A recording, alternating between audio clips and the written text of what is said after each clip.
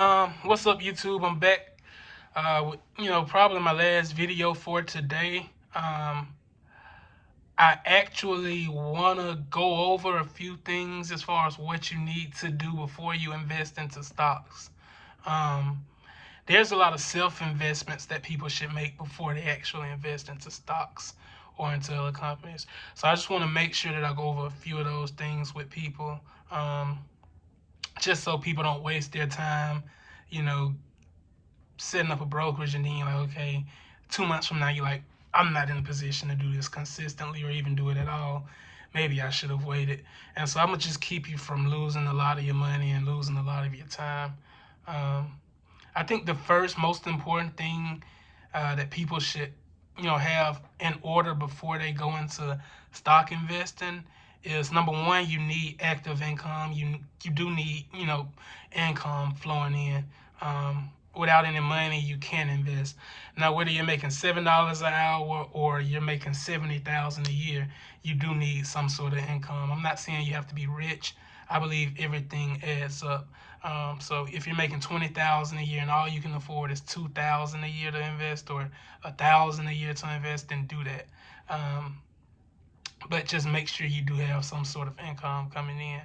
Also, secondly, I would highly recommend that people actually have a emergency fund set up before they actually go into investing, and that emergency fund can be somewhere between 1 month and 3 months, or 1 month and 12 months of your income, your living expenses. But you want to make sure you have that emergency fund set up because you don't want to get invested into stocks and maybe it's a 5% drawdown on a good company. Like it's gonna bounce back, but as of now, just with news and whatever, it's a 5% drop, whatever, and your tire blow out.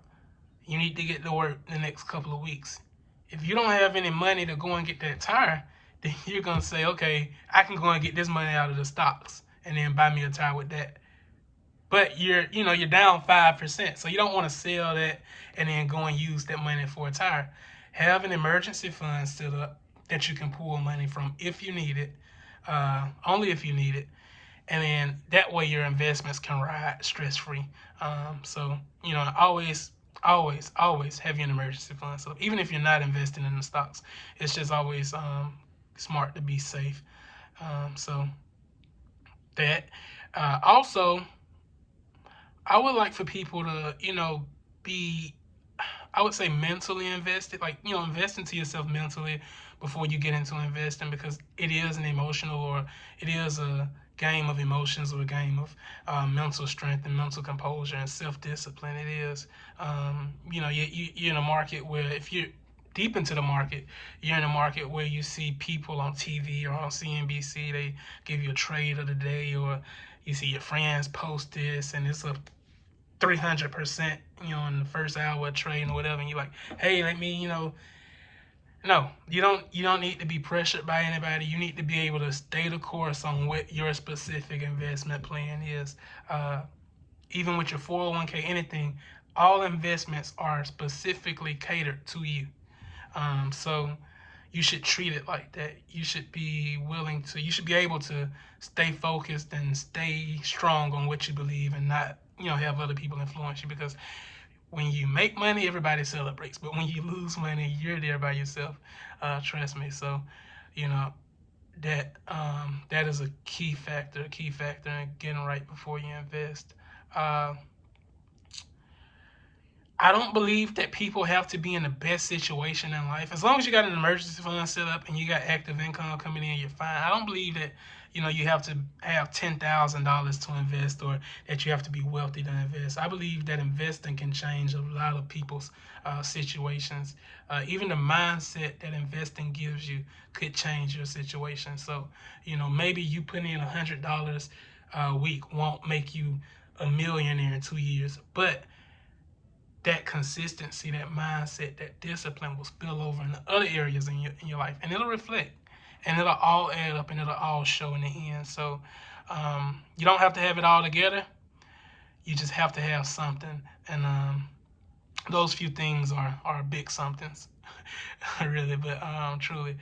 And so, you know, if you feel like you're good, then let's go. I hear a lot of people also say, I'm gonna say this. I hear a lot of people also say, I think it was Vlad TV, which is crazy. He does a lot of rap interviews, but he actually has started a finance channel. And so I was watching one of his videos, and I believe that he said that one key piece of advice he would give people is to trim down their credit card debt, specifically credit card debt, before you invest. And a lot of people think that maybe you can invest and you get a 30% return on your money, or 15 to 20%, and you can pay off whatever. But credit card debt, I'm new to credit cards, by the way, but credit card debt, I've heard, is like one of the worst type of debts to be in. The interest that you accrue on it is outrageous. So it's no outrunning that. So maybe you should clear out all of your credit card debt if you have it, before you invest. But other than that, you're fine. If you've got your emergency fund taken care of, you have active income coming in, um, you're actually up to date on your studying and whatnot, in which I'm trying to provide, then you'll be good. So I think from here we'll go into just different things as far as specifics, uh, as far as what to do when you lose money. How do you actually make money in the stock market outside of your shares going up in value, getting like dividends and whatnot. Those are stocks that pay you actually. Like I said, I'm also go over some of the mistakes I've made while investing. We'll go over, full list of vocabulary words, just common terms you would hear in the stock market. And yeah, that's pretty much it. And then just day-to-day news after that, like day-to-day news. Um, and so, yeah, that's pretty much it for today, YouTube. I'm trying to edit some of these videos, and we'll push them out as soon as we can. I love you guys. Live to finish. Yes, sir.